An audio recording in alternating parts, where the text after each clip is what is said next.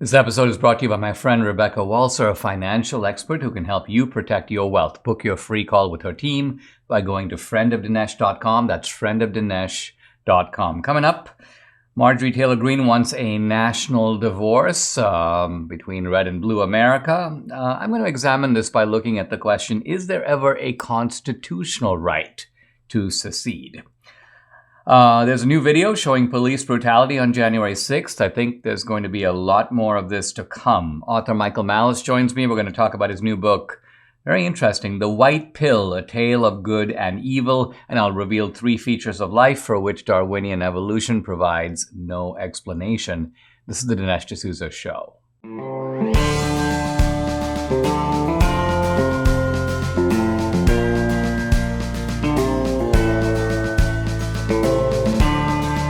America needs this voice. The times are crazy. In a time of confusion, division, and lies, we need a brave voice of reason, understanding, and truth. This is the Dinesh D'Souza Podcast. Marjorie Taylor Greene has caused something of a stir by proposing a national divorce. Now, I think the premise here is that America is so divided that it's really hard to put Humpty Dumpty together again. It's hard to envision how we can be reunited. Let's think about it. There was, of course, a deep division in America before the Civil War that led to the Civil War. But that division was over one big thing. And that's a very big thing, but it's one thing, and that's slavery. By and large, North and South weren't all that different. Aside from that, of course, I realize they were fighting about tariffs and things like that. But nevertheless, our divisions today are on so many different fronts. Basically, the left and the right want a very different America. And again, this by itself may not point to the need for any kind of divorce or secession or going our separate ways, except for the fact that one side, the left, does not believe in live and let live. Because you could conceivably have people who are different. Let's say I and my neighbor are like at odds on every single thing. He's doing all kinds of crazy stuff in his house. He's indoctrinating his own children with all kinds of nonsense. I'm like, hey, those are your kids. That's your house. You can do whatever you want. I don't want you to provide sex education to my kids. But as long as we maintain the distance, which is symbolized by the fence between our two homes, no problem. We can coexist and even have a sort of measure of cordiality.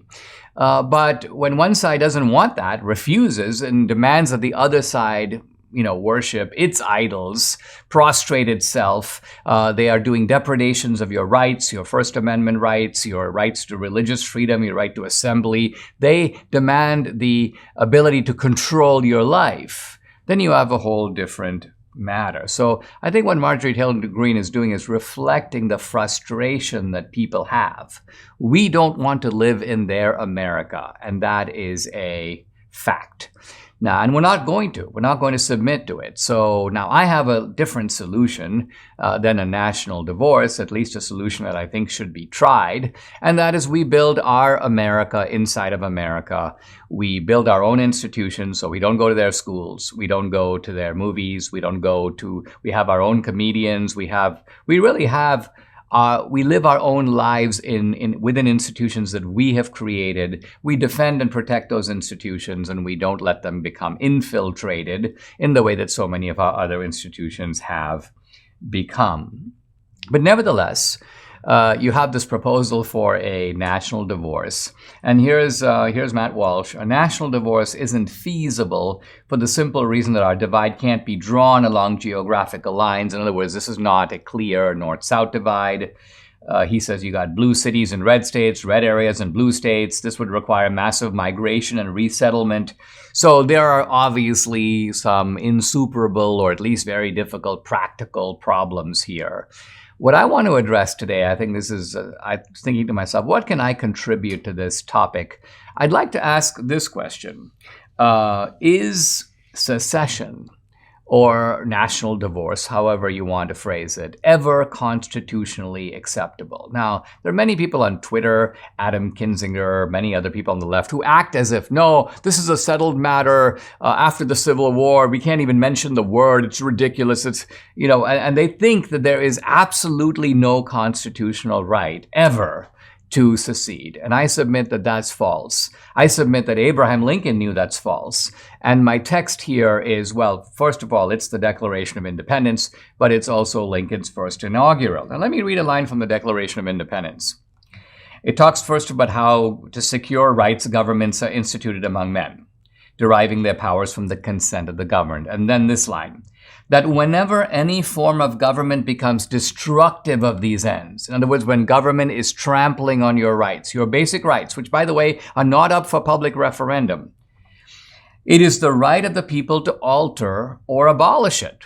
Abolish what? The government. And to institute new government, laying its foundation on such principles and organizing its powers in such form as to them shall seem most likely to effect their safety and happiness. So the idea that there's sort of no basic right to secede is falsified by the very core of the Declaration of Independence.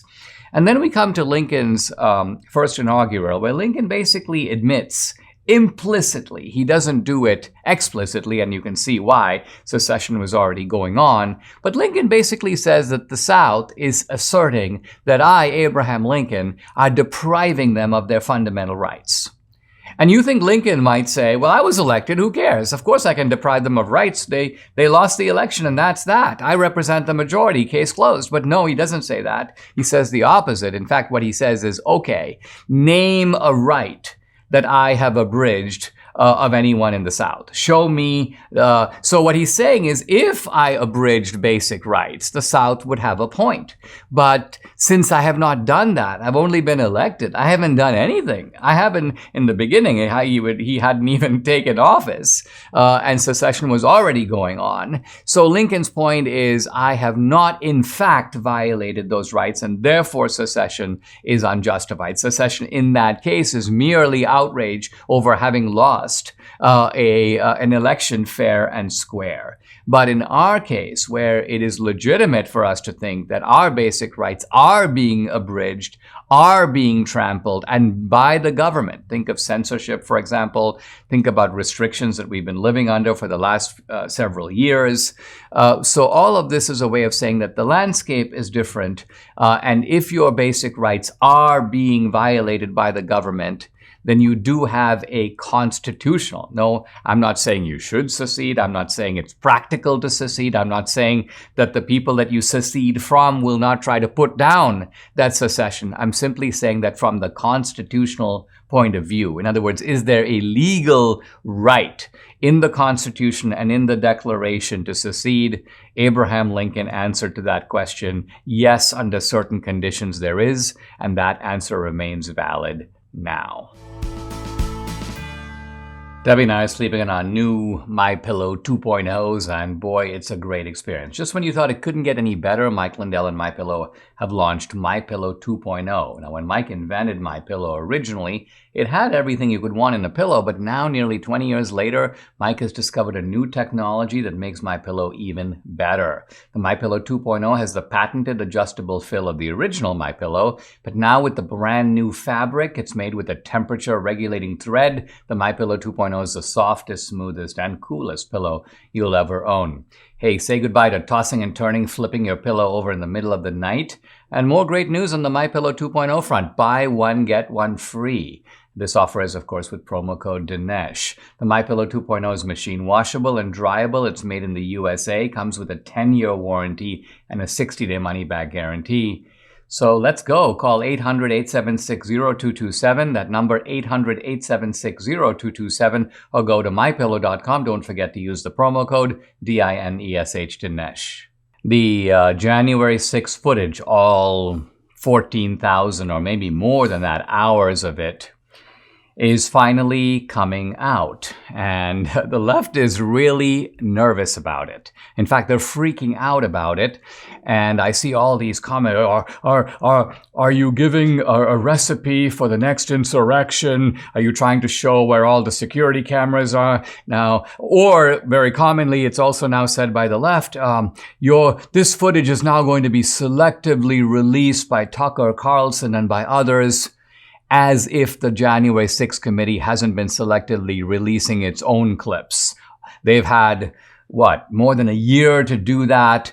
They've done it in a completely propagandistic fashion. And so guess what? The other side of the story is now going to be told. And if you get a new bunch of selective clips, we can now match them up against the ones that the left produced, and we'll at least come a little closer to getting the full story. Now, it's a little odd that this footage is not being just released online. I think that's actually what Kevin McCarthy should do. Just put it out there, put it into the public space, and let people almost, open source style start looking at it, cutting it, comparing it, debating it.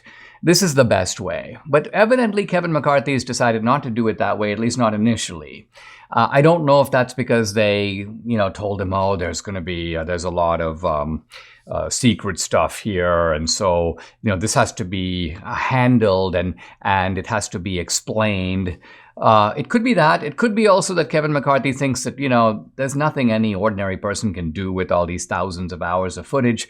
Let's give it to Tucker Carlson and let his people go through it. We'll highlight and identify certain things that we think the American public needs to see, and we'll use Tucker's platform to push it out there. But the selection of Tucker Carlson is part of the reason why the left is saying, well, why would you give the footage to him? He's going to, make money off of it, and Fox is going to make money off of it, so you're here working in league. But hey, as of the left doesn't work in league with NBC and ABC and the New York Times, so we're basically doing nothing other than playing their game. And we are recognizing that we have our media, and we're going to be using our media to get our message out. So now, there is a video I just saw. It was released by one of the January 6th defendants. And by the way, Kevin McCarthy has also said, I'm going to make this footage available to January 6th lawyers. And that's very important because these poor guys have been many times denied access to the complete video footage, even though they're defending their case. They should have access to the footage, but the DOJ goes to the judges, and the judges are swamp creatures, sometimes even Republican nominees, and the DOJ goes, we can't possibly give them the footage. Everything needs to be cleared with us and cleared with you, Your Honor. So you're getting a highly, not doctored, but limited perspective on what actually happened. Whereas you would think that the full video would be, at least of that particular episode that this poor guy is charged with, you would think the full video would always be made available, but that has not been the case. But Victoria White got her hands on a video that shows her own beating. And I hadn't seen this video before, and I've posted it on my Twitter. You can find it by just scrolling down a little bit. And it's under, I just retweeted her, and it's just horrible. I mean, just disgusting, repulsive. You have these armed men beating her. And one guy on social media goes, well, Dinesh, you were not that sympathetic when the Capitol Police were crying about being beaten. And I'm like, wait a minute, where's the comparison? The Capitol Police are trained policemen who are armed, and this is their job. This is what they signed up for. So a wailing policeman, Capitol Hill male officers wailing like women, is not the same thing as an actual woman wailing about being helpless and unarmed and being beaten by armed cops. So there's no equivalence in my mind between those two scenarios. In any case, I think there's going to be a lot more of this to come, and I'm really happy that the not full maybe, but the fuller story of January 6th is finally going to be told. How do you spell relief? Remember the old commercial? I think might be a Rolaids commercial, but I spelled relief factor. That's my way of spelling it. We started, Debbie and I, taking relief factor a couple of years ago. The difference we've seen in our joints, amazing. Aches and pains are gone thanks to this 100% drug-free solution called relief factor. Now, relief factor supports your body's fight against inflammation. That's the source of aches and pains. The vast majority of people who try relief factor love it. They order more because it works for them. Debbie's a true believer. She can now do the exercises that for a long time she wasn't able to do. It's been a real game changer for her, her aunt, other members of our family, Mike here in the studio, and for many other people. You too can benefit. Try it for yourself. Order the 3-week quick start for the discounted price of just $19.95. Go to relieffactor.com or call the new number 800-4-RELIEF to find out more about this offer. Again, that number 800, the number 4, relief, or go to relieffactor.com. You'll feel the difference. Guys, I want to welcome a new guest to the podcast. It's actually a guy I encountered first on social media, but I've now read his new book. His name is Michael Malice. He's an author. He's host of a podcast. It's called You're Welcome with Michael Malice. And the new book is called The White Pill, A Tale of Good and Evil, a very interesting and intriguing book. Michael, welcome to the podcast. Great to have you. I'd like to have you start by talking a little bit about yourself. You have a dedication in this book where you say, "For my parents who got me out, and on behalf of all the children who never did." Talk a little bit about your background and a little bit about how you came to the views that you hold. Sure. I was born in the former Soviet Union in what is now Ukraine, Lvov, which is very far west. We left when I was 1.5. And this story in The White Pill is the story of, as you saw, the rise and fall of the Soviet Union. And it made me even more appreciative to be an American and have the opportunities I had here.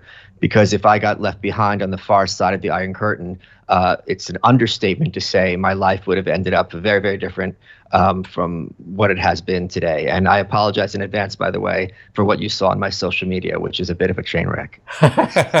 Not at all. Well, I find it interesting because your book kind of begins, you begin with Ayn Rand, and we'll talk about Rand in a minute. But these days we're in an age of self-disclosure where people tend to be like, this is where I was born, where I grew up, my family. You do very little of this in the book. It's almost like you decided narratively to step back in a clinical fashion and describe historical events unfolding. Now, you often do it from the point of view of one or other character that you pull out to help to illuminate it.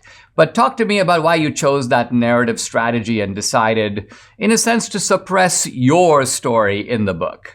Because I think a lot of people are aware that there are growing movements and have been ongoing for decades toward authoritarianism and totalitarianism in the West and in America. And I thought it was important for them to understand what that actually means in practice.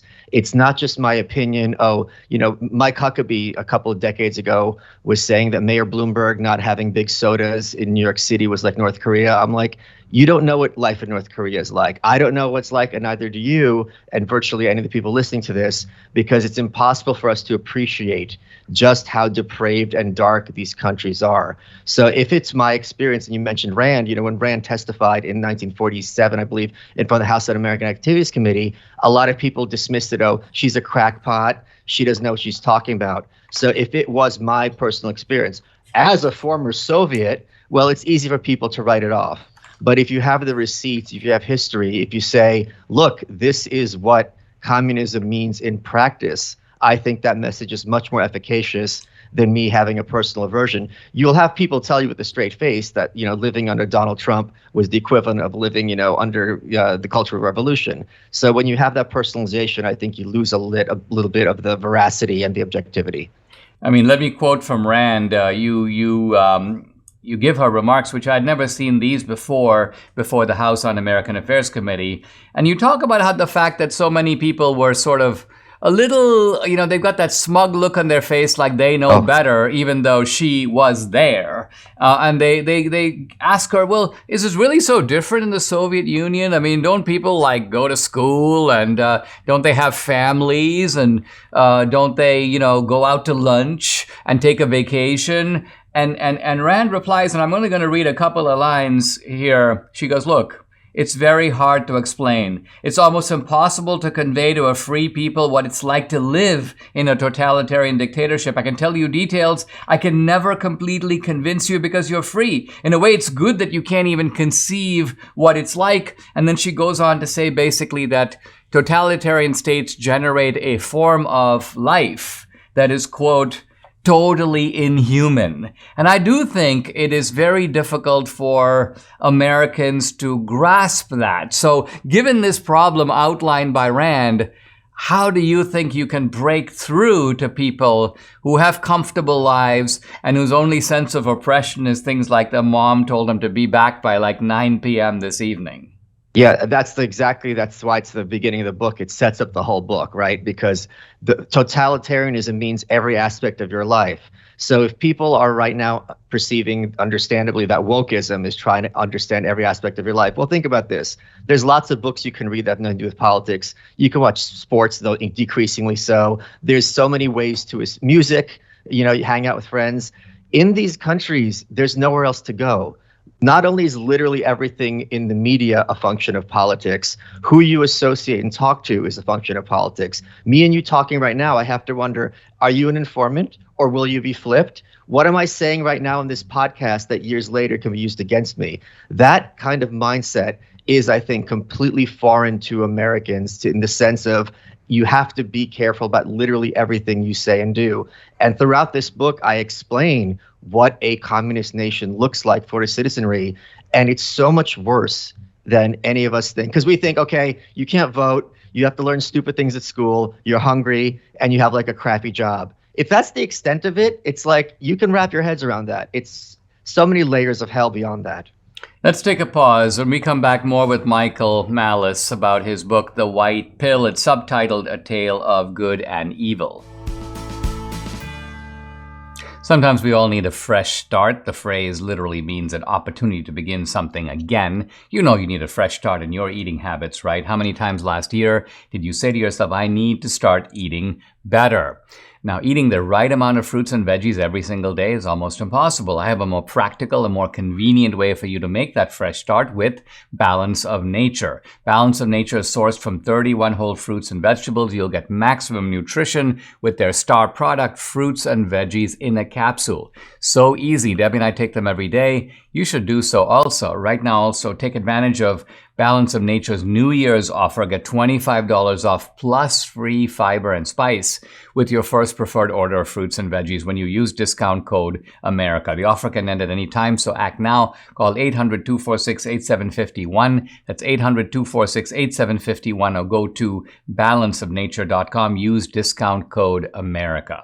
I'm back with Michael Malice, author, host of the podcast. It's called You're Welcome with Michael Malice. We're talking about his book, The White Pill, A Tale of Good and Evil. By the way, you can follow Michael Malice on Twitter at Michael Malice, Malice, or his website, just michaelmalice.com.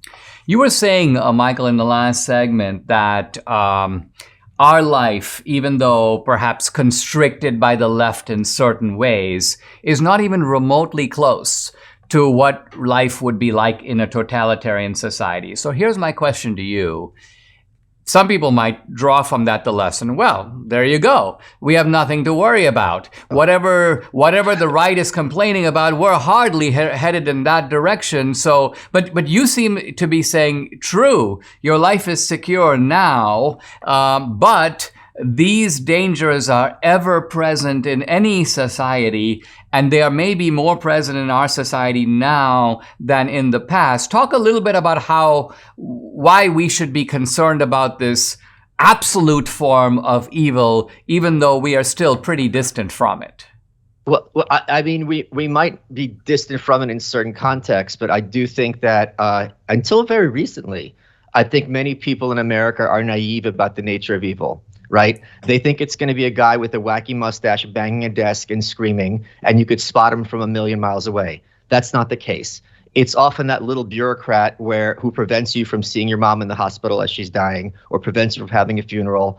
It's often someone who has got that little bit of power, this mediocrity, who somehow, because they toe the party line, are now in position to control your life. And this makes them feel good about themselves. And they're going to make sure they do what they want at no response to your values and your preferences. So I think one of the points of this is to show people just how evil can be. It's not just someone who's a crook taking money under the table or so on and so forth. But it's also important to show, and this is something I was kind of disturbed to see that conservatives especially don't talk about, they were defeated.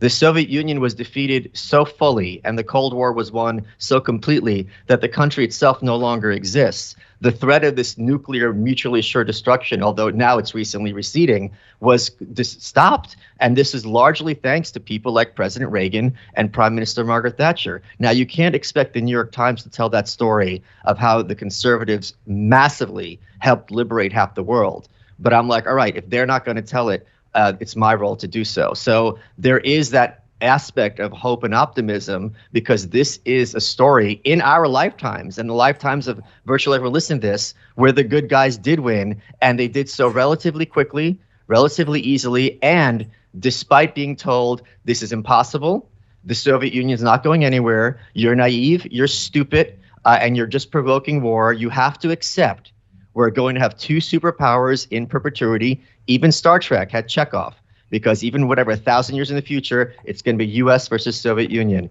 And that turned out to be yet another one of the very many lies that people are told. I mean, it's interesting that the critique of Reagan was made always in the name of realism. And it turned out that Reagan was the most realistic of them all. Your book actually ends on an encouraging note. You say the foes of liberty are many, they're powerful, people tell us they'll never give up. But you say under certain conditions, they do give up, and they will give up, and they have given up. And you go on to say that, you know, it doesn't mean we're always going to win every fight, but we shouldn't consign ourselves to the losing side of history the way so many people thought we should. And you say that is the white pill. Explain this concept of a white pill. These days I hear people talk about being red-pilled and so on. What's a white pill? I'll just briefly, I'll answer that. But everyone listening to this, can you look at John Fetterman and say, I can't beat this guy? It's a wrap. He's going to win. I mean, yes, he won the Senate race, but in terms of the long term, it's an absurdity, right? So many Americans have been taught, and I think it's because conservatives for decades had their butts handed to them in politics year after year after year. A lot of them have this bunker mentality, and they're convinced we can't possibly win because that rationalizes all these losses they face. It rationalizes why government in Washington, even under Republican presidents in Congress, still increased massively in spending. The red pill is the realization that what is presented as fact by the corporate press is in reality a carefully constructed narrative designed to keep some very unpleasant people in power. Analogous to this is the black pill, which is it's a wrap. The trends in the West and in America are too nefarious, have been going on for too long. Even if we have some short-term victories, long-term, there's no turning the ship around. And the white pill is simply hope. It is the realization that, yes, it is possible our enemies will win. It is impossible that their victory is assured.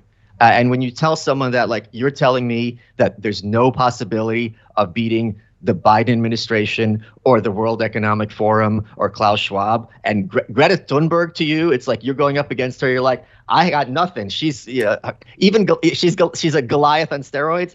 You laugh but that's what a lot of people would want us to believe. They want us to believe that these people and the forces behind them are invincible and godlike, and that's exactly what they said about the Soviet Union, and they were proven extremely wrong.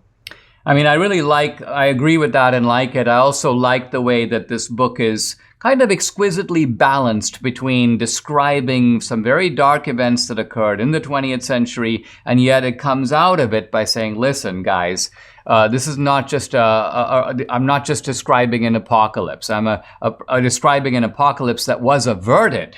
And it was averted against almost everybody's expectations, and this should be an encouragement to us. Let's take a pause. When we come back, let's talk some more about the basic nature of good and evil. We all know our digital privacy is under attack. Big tech steals your private information, your pictures, your chat, your email. This is very bad. So is there a better way? Well, it turns out there is. Sekur, it's spelled S-E-K-U-R, offers secure instant messaging and email hosted in Switzerland without using any of the big tech platforms and using Swiss privacy laws, which are the strictest in the world. Debbie and I just signed up for Sekur. We love it. We're using it regularly now. Sekur's proprietary technology allows you to communicate privately without fear of spying from big tech companies, your email provider, or hackers. Use Sekur to chat or email with everyone, including non-secure users, thanks to Sekur's unique features called Secure Send and Chat by Invite. Secure is a separate email and messaging application that guarantees your privacy. Go to secure.com, that's Sekur.com. Use promo code Dinesh, you'll get 25% off for the next 24 months. Again, that's Sekur, secure.com. I'm back with Michael Malice. We're talking about his book, The White Pill, A Tale of Good and Evil. By the way, Michael Malice's website is just michaelmalice.com. So, Michael, in the beginning of this book, you have a quotation which I found pretty arresting. It says, it's by Albert Camus, the French existentialist thinker, writer. He says, all I maintain is that on this earth there are plagues and there are victims. And it is up to us, so far as possible, not to join forces with the plagues.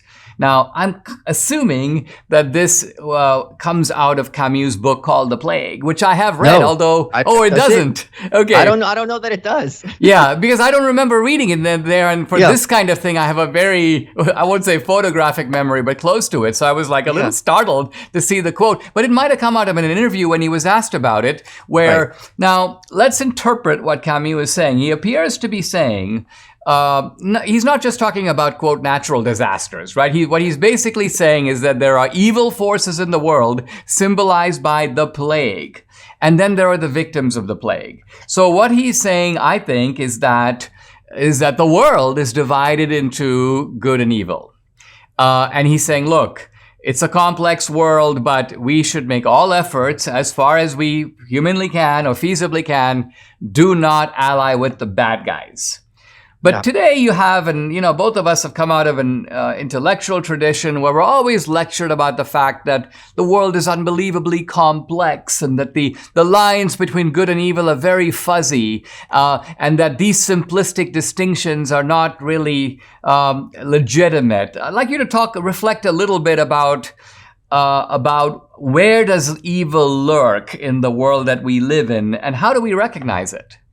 Yeah, I think sometimes it is hard to. There are gray areas, certainly. If you're picking up the tab for dinner for us, and you leave too small a tip, do I say something? Am I a jerk if I say something? You know what I mean? Like these little things. That's not really good and evil. But I think what Camus, whose worldview was essentially that life is meaningless, but what he meant by this is we have the capacity to ascribe meaning to it. And he calls upon all of us to live by the dictates of our conscience. So very easily, in a very simple form of evil, people look the other way. Or when they see things that are wrong, it's like, it's not my business, or, oh, it's complicated, I don't want to get involved. But there are many such cases, as the former president would say, where you have a plague, where you have things that are unambiguously harm to children, just people being slaughtered, people being cruel to family members or coworkers or things like this, where we all know this is not ambiguous, this is wrong. And this is, in his view and mine, an opportunity for us to be good people in a very essential way and move the needle to make the world a better place. And when you realize that each of us has the capacity, maybe not to be some great saint of all times, but certainly someone who's pushing the world in a better direction, that is also a great opportunity for hope and for optimism, because we all have that capacity to fight what is wrong in our own small way or large way. I remember the British writer Samuel Johnson was once, asked about this distinction between good and evil. I don't remember if the question came from Boswell or someone else, but he made this statement. He said, the fact of twilight does not mean that there is no distinction between day and night.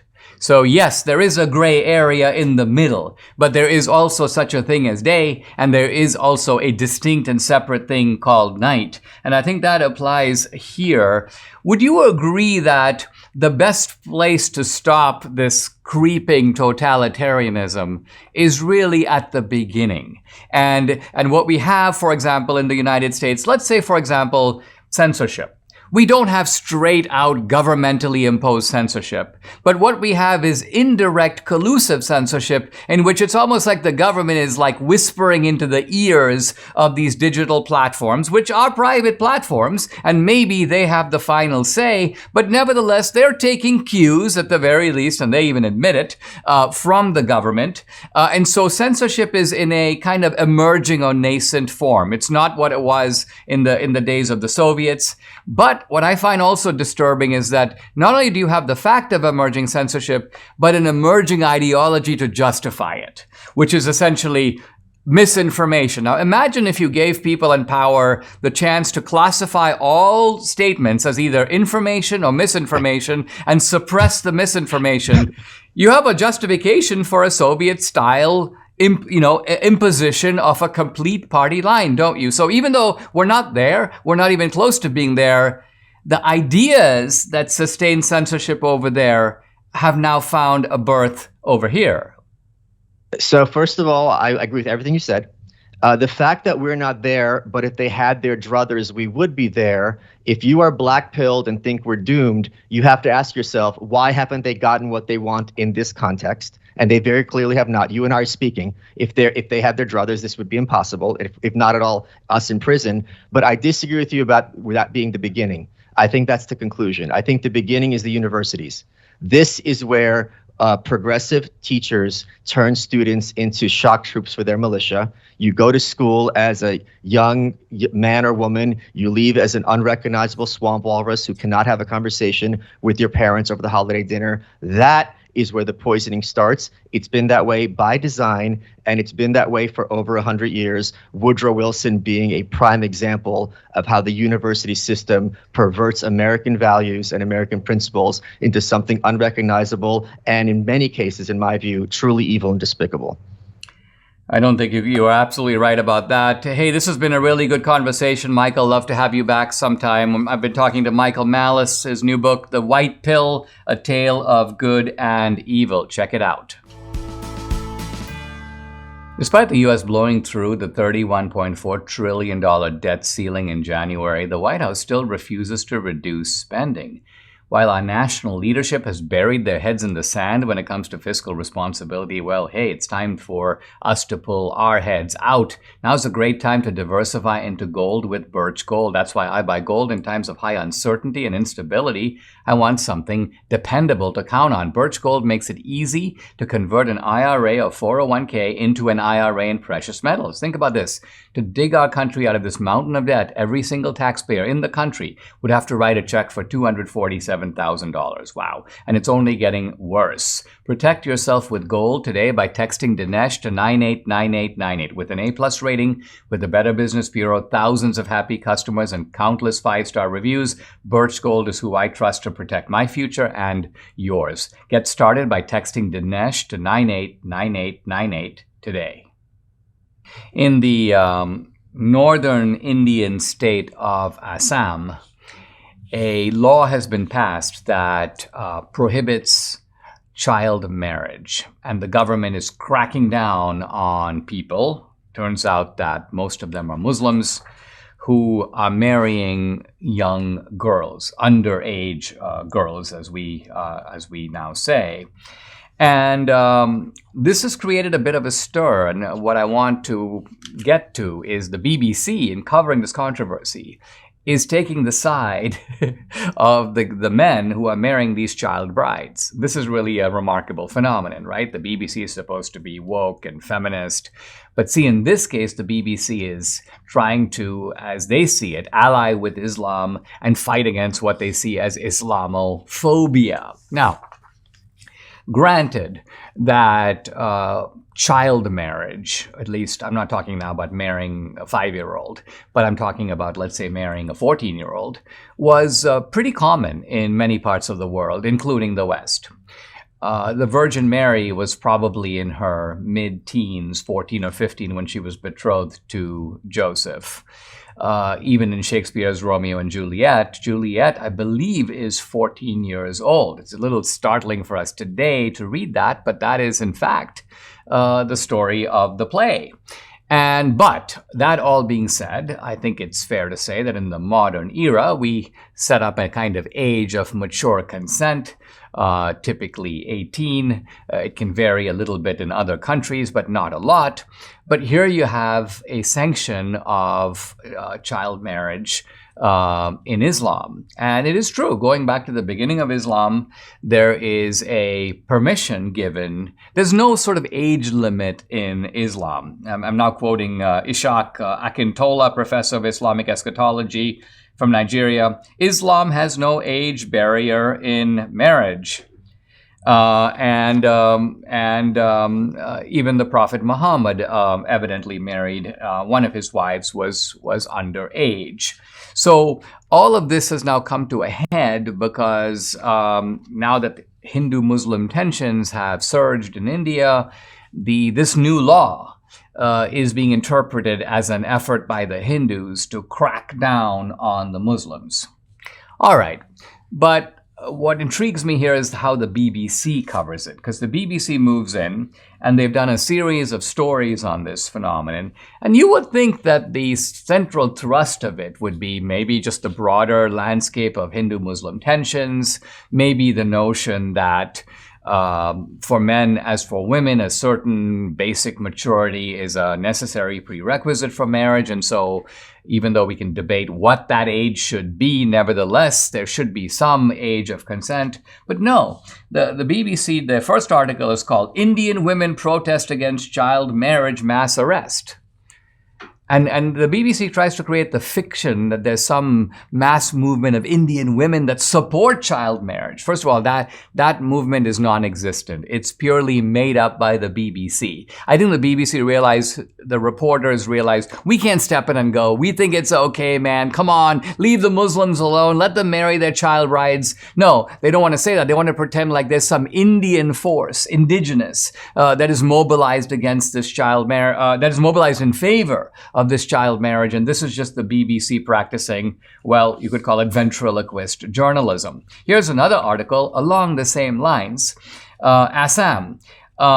India child brides desperate after mass arrests. So here's a very cunning effort by the BBC to make it seem like a law that says you can't marry a 10-year-old or a 12-year-old. This law is very harsh on child brides themselves. Why? Because if you then round up these husbands, let's say a 55-year-old man who's married to a 13-year-old girl, and you put the man in jail, who's going to support the 13-year-old girl? So the BBC, in trying to sort of do one of their, let's say, human cost stories, let's look at the effect of this law on the child brides themselves and how their life is now made more difficult because the men providing for them. I mean, imagine if this started happening in a widespread scale in the West, where you start getting 40-year-olds and 37-year-olds marrying 8-year-olds, right? Would you see articles in the New York Times and in the London Times and in the BBC saying, oh man, this is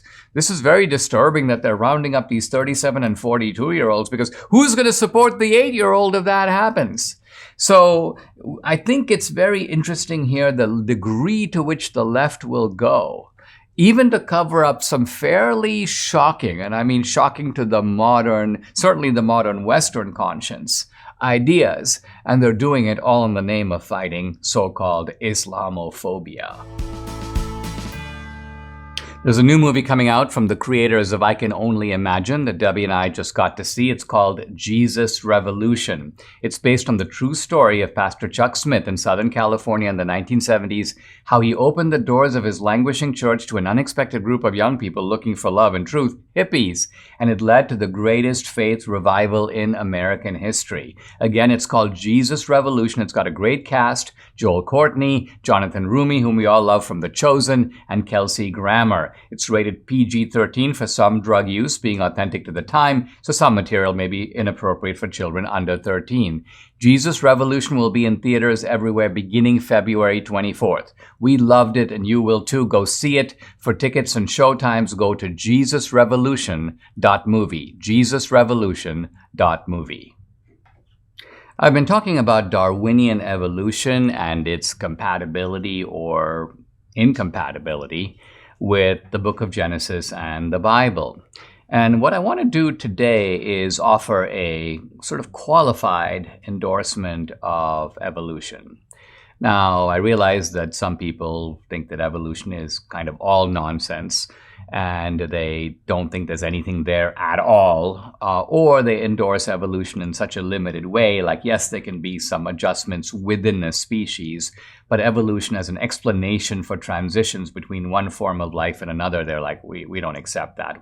We can't see it happening, and therefore it's difficult for us to believe. But let's remember, there are many things that we can't see happening, and we don't see happening, but nevertheless we do believe.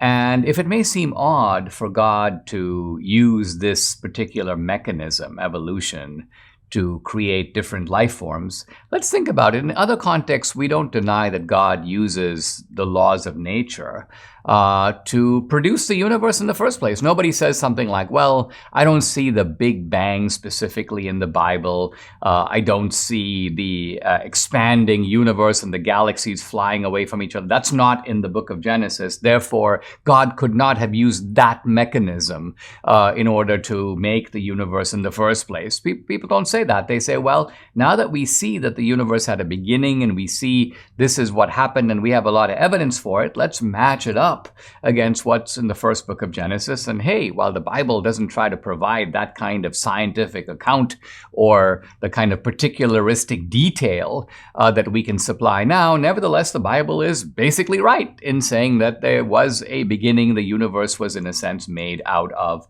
nothing. Now, with evolution, there is one thing that is, I think, the strongest single piece of evidence for evolution. And so I'd like to tell you what that is. Imagine a kind of a long table, and it would have to be many miles long. So let's just make it a thought experiment. We have a table that is 20 miles long. And what we're going to do is take all the fossils that we have in the world, fossils that, just hundreds of thousands of fossils collected from all different places on the earth. And these fossils are now going to be dated using various forms of dating, including carbon dating. So we can reasonably precisely place these fossils, not to the particular day or month or even year, but in terms of time periods. And so you have all these fossils, and then what you do on the table is you start laying out the fossils in chronological sequence. So the oldest fossils come first, and then the next oldest, and then the next oldest, and then the most recent fossils will come last. And now you're going to ask this question. If evolution occurred, we expect to see a gradual but fairly constant, let's call it complexifying of life. We expect to see, for example, that initially we have invertebrates and later vertebrates. Initially, we have single-celled organisms, and then later we have multicellular organisms. We expect to see a movement from reptiles and birds who come early on to mammals who come much later on.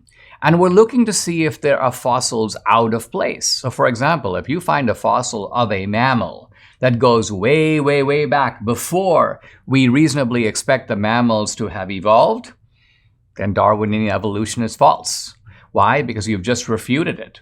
According to Darwinian evolution, there were no mammals at the very beginning, but hey, here's a mammal fossil. But you know what? To date, to my knowledge, not a single fossil has been found, quote, out of place. And that is powerful evidence that you have a pattern here, and the pattern is in fact corroborating. It's not by itself proving, but it is one line of evidence along with others that corroborates that this theory does have a lot going for it. And this, by the way, has been recognized by many people in the church. It's been recognized by John Paul II, the former Catholic Pope. Evolution is a pretty persuasive account of the origin of species. Darwin, in that sense, I think, did get it right. But, and there's a big but, evolution is a theory with clear limits. There are three important features of life that it does not account for. Now, I'm going to go into what those features are tomorrow. But for today, I'm just going to tell you what they are, and then I'm going to give you more detail tomorrow. Evolution cannot account for the origin of life. That's point number one. Evolution is about transitions from life form A to life form B, but evolution presumes that there is life already. It starts in that sense not at the very beginning. It starts with life, and then it asks how one form of life gives rise to another. Number two, evolution cannot account for consciousness. We could, in fact, have beings in the world that did all the things that we do as human beings. We would operate in the world, we would respond to our environment, but we would not be conscious. We would do it sort of like robots, or we would do it sort of like zombies. Zombies, after all, are basically human without consciousness. So evolution can't account for the origin of life. It can't account for consciousness. And third, it can't account for human rationality and morality, two of the most defining features of human nature. The fact that we are rational and we not only survive in the world, we can perceive what's true and what's false. And number two, the fact that we have this moral compass, this conscience, what Adam Smith called the impartial spectator. These are three huge things about life, and specifically about human life, for which there is no adequate evolutionary explanation. Subscribe to the Dinesh D'Souza podcast on Apple, Google, and Spotify, or watch on Rumble, YouTube, and SalemNow.com.